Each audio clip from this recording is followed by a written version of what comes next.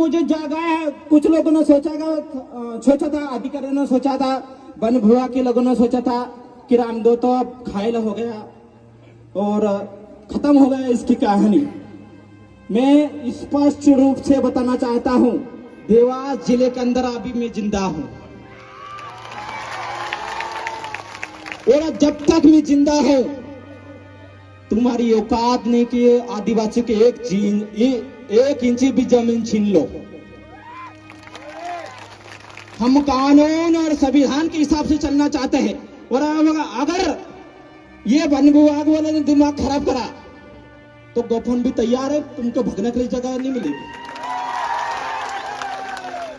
ये बात भी याद रख लेना।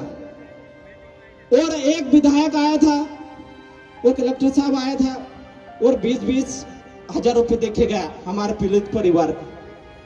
तो क्या हमारे को भीख दे रहा है क्या? भीख दे रहा है क्या विधायक?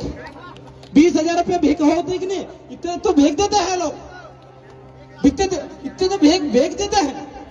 और कलेक्टर साहब, एसडीएम साहब, तुम्हारे 20,000 रुपये हमको भीख नहीं चाहिए भाई, भीख नहीं चाहिए।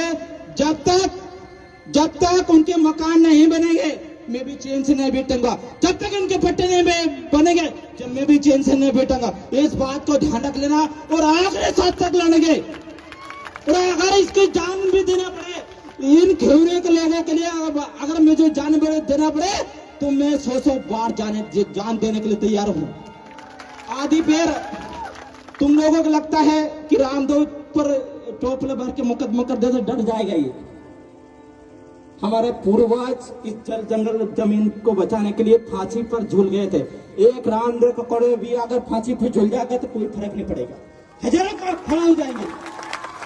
पर हम किसी भी कंडीशन में जमीन के मामले में किसी भी कंडीशन में आदिवासियों का ऊपर अत्याचार नहीं सहेंगे और नहीं सहेंगे, भले कुछ भी करना पड़े। हमारी प्रमुख मांगे हैं कि जिन लोगों को मकान तोड़े, और एक बात और याद रखना, डोपर साहब सुनते होंगे फॉरेस्ट विभाग के, हम जान दे देंगे लेकिन मकान तो और जमीन तो वहीं रहेगी। और इन बहनों के लिए अगर गोली खाना था पड़े, और कल से मैं आ गया हूं तो इन बहनों के साथ मैं भी सब खड़ा हो जाऊंगा। गोली मारना है तो मेरे को मारो। और समाज अच्छी तरह से जानते, मैं भाषण नहीं देता, हम लोग काम करते हैं।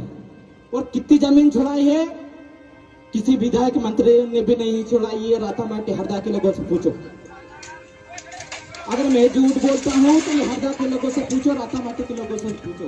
हजारों मामले, हजारों एकड़ जमीन हमने छुड़ाई है।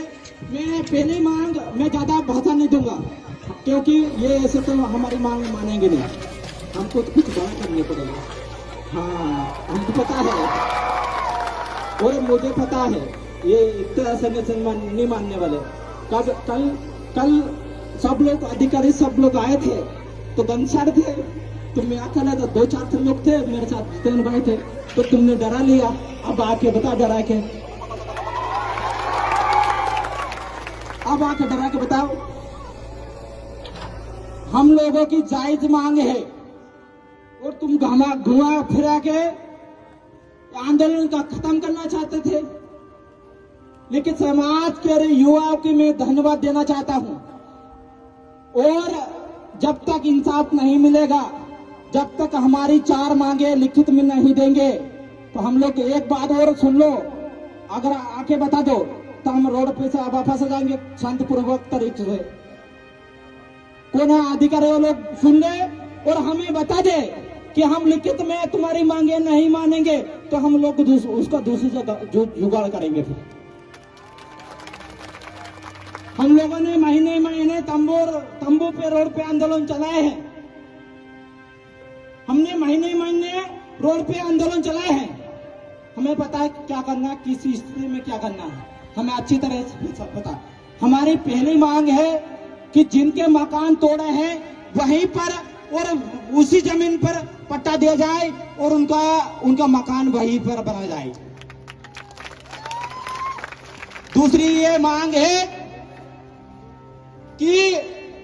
से ये मांग है हमारी, एक क्योंकि एक बहुत बड़ी समस्या है रोड की।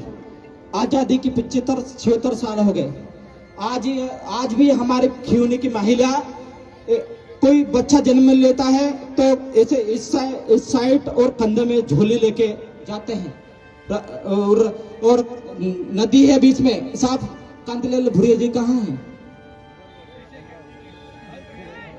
वो तो अभी से भागना चालू कर दी। साहब थोड़ा सा आगे आ जाओ, थोड़ा सा आगे जाओ भूरिया जी।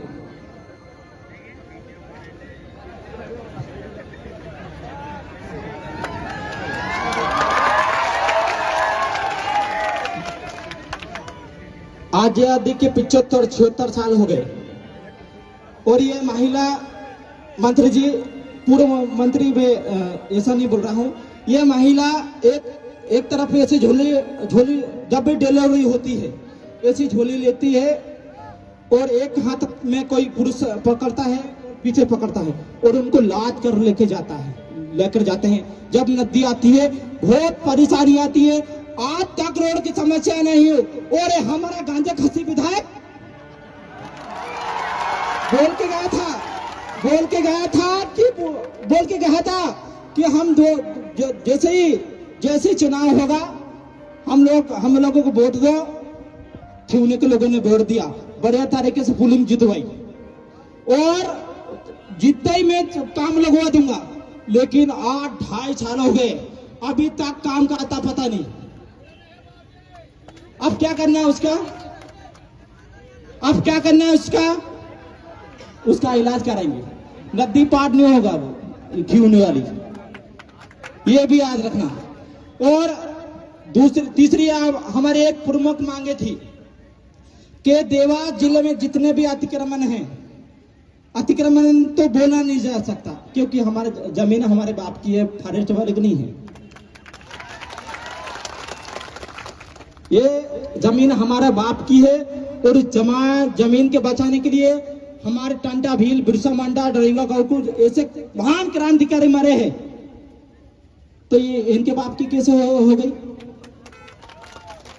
क्या इन्होंने लड़ाई क्या इनने लड़ाई तो हमारे पूर्वजों ने लड़ी। और देश का प्रधानमंत्री बोलता है कि देश का आदिवासी मालिक है। 4 दिन पहले कैबिनेट की बैठक हुई, और उसमें मोहन यादव जी ने क्या कि हम लोग सर्वे करा के पट्टे बांटेंगे, और इधर पट्टे बांटने की बात की, और इधर धड़ बुलडोजर चालू कर दिया। एक तरफ तो तुम पट्टे देने की बात करते हो, और दूसरी तरफ बोलते हो कि आदिवासियों को पूरा घरे को गिरा दी जाए। ये हम बर्दाश्त नहीं करेंगे। 2 करोड़ आदिवासी है, ध्यान रखना। मध्य प्रदेश में भूचाल आ जाएगा। हम लोग शांत स्वभाव के लोग हैं। वो कहते हैं सोते हो